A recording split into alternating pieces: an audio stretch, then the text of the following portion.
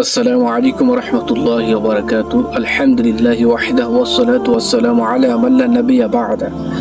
أعوذ بالله من الشيطان الرجيم. بسم الله الرحمن الرحيم. আলহামদুলিল্লাহ রাব্বিল আলামিন। প্রিয় দর্শক মণ্ডলী, আপনারা যে যেখান থেকে আমার কথাগুলো শ্রবণ করছেন সকলকেই জানাচ্ছি আন্তরিক শুভেচ্ছা এবং মোবারকবাদ।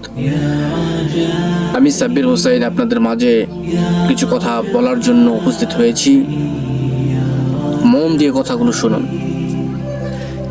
ইংরেজি শিক্ষা হারাম হারাম বলে আমরা হুজুরেরা সাধারণ শিক্ষাটা তুলে দিলাম মুশরিক ও খ্রিস্টানদের হাতে।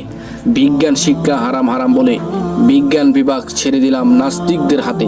টিভি দেখা হারাম ফতুয়া দিয়ে সকল মিডিয়া তুলে দিলাম নগ্নবাদী বাম রামদের হাতে।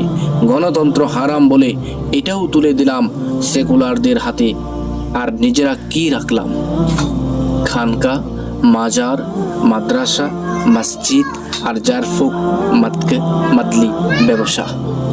পার্লামেন্টে আমরা না গিয়ে সেখানে পাঠালাম ইসলামিক জ্ঞানে অজ্ঞ এক শ্রেণীর বিজ্ঞদেরকে। আর তাইদের কাছে আমাদের দফা রফা নিয়ে লাঞ্ছনার মার খেতে হয়। সে পার্লামেন্টে আমরা থাকলে তো দাবি করা লাগতো না, মুহূর্তে আইন করে সেগুলো করতে পারতাম কবেই। আর আমাদের ইমানের বিবেকের দরজা কবে খুলবে মহোদয়?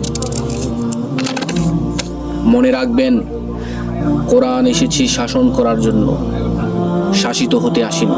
প্রকৃত ইসলামের জন্য কি কাজ করেছি আমি আপনি? আল্লাহ রাসূল সাল্লাল্লাহু আলাইহি সাল্লাম পৃথিবীতে এসেছেন কোরআনের বিধান কায়েমের জন্য, এবং তিনি 10টি বছর কোরআন দিয়ে রাষ্ট্র পরিচালনা করেন।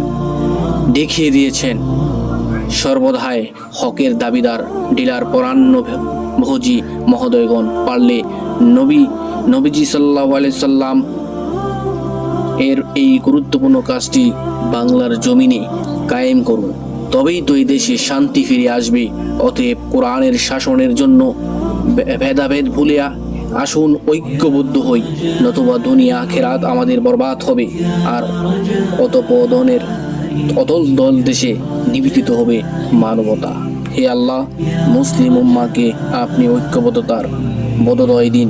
আমিন ইয়া রাব্বুল আলামিন।